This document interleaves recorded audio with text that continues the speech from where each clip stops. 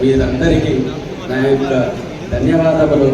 అలాగనే మనము గత ఎన్నికల్లో తిరిగి ఎట్లయితే కష్టపడి రాత్రి పగలు పనిచేసినామో అలాగనే మొన్న మీటింగ్లో పెద్ద ఆయన హరీష్ రావు సార్ అందరం కూర్చొని మేము మాట్లాడినప్పుడు వెంకట్రామరెడ్డి గారు చెప్పడంతో మేము అందరం అక్కడే ఉంది.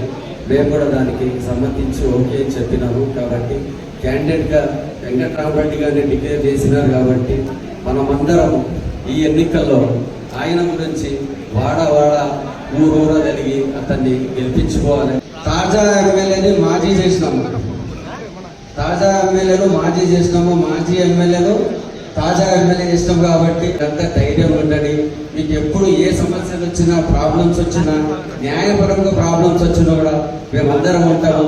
హరీష్ రావు గారు చెప్పారు, ముఖ్యం భాయ్ ఇంటికి వెళ్ళి మాట్లాడినప్పుడు, ముఖ్యం భాయ్ 24 आवर्स मैं आप लोगों के साथ काम करने के लिए रेडी हूँ, आपका साथ देने के लिए रेडी हूँ, आप हमारे साथ रहिए. ఈ తల్లి పాలు తాగి తల్లి రొమ్మును కుదకండి, ఇది గుర్తించుకోండి. తల్లి పాలు తాగి తల్లి రొమ్మును కుదకండి. కాబట్టి పార్టీలో ఉన్నాము, పార్టీలో పనిచేస్తాము. పార్టీలో మనం ఎంత ధైర్యంగా పనిచేస్తే పెద్ద అయినా కానీ హరీష్ రావు సాబ్ కానీ కేటీఆర్ కానీ కవిత గారు కానీ ఎవరు నాకు సార్ మీరు ఈ అవకాశం ఇచ్చినందుకు మీ అందరికీ ధన్యవాదాలు తెలుపుకుంటూ సెలవు తీసుకుంటున్నాను. జై తెలంగాణ.